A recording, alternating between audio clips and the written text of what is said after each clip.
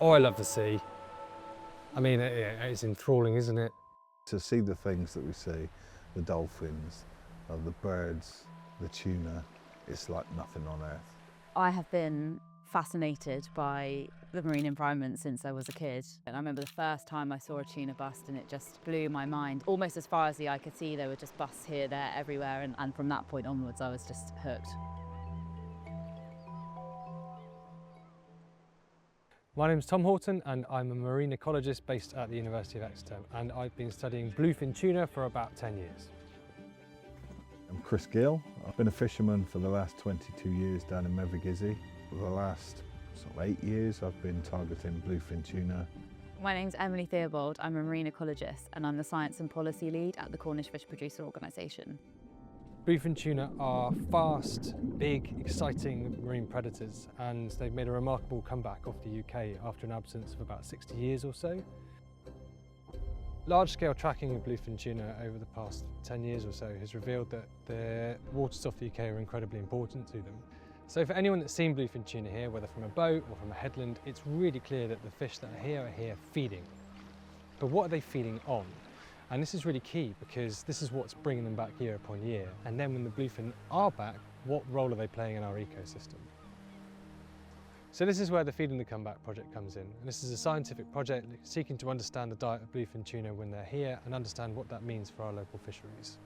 We're working in collaboration with the bluefin tuna commercial fishery to simply look inside the tuna that have been caught to understand their diet. My role in the project has been corralling fishermen to collect the stomachs and then making sure that samples are correctly labelled. It's lovely to see this shift now where fishermen are really wanting to be part of science and scientific projects. Projects like this are really important.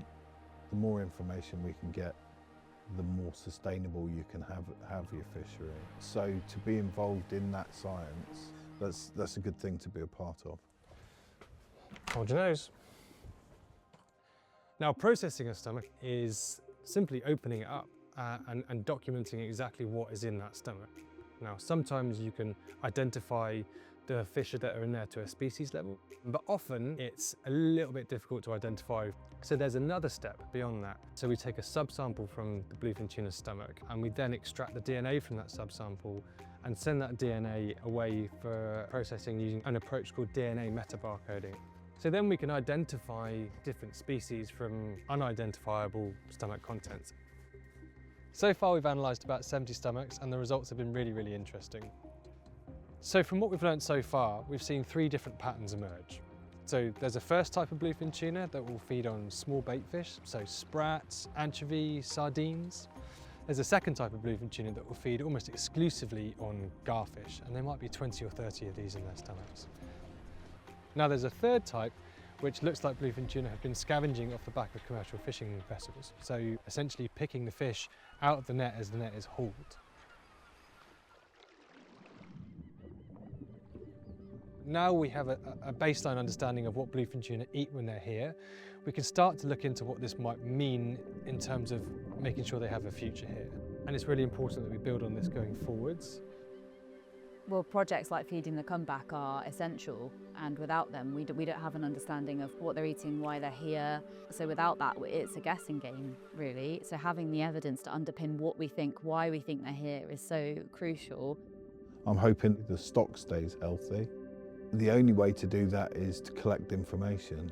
If in the future the fish are still here, it will benefit everybody. Healthy populations of bluefin tuna prey mean healthy populations of bluefin tuna that keep coming back to our waters.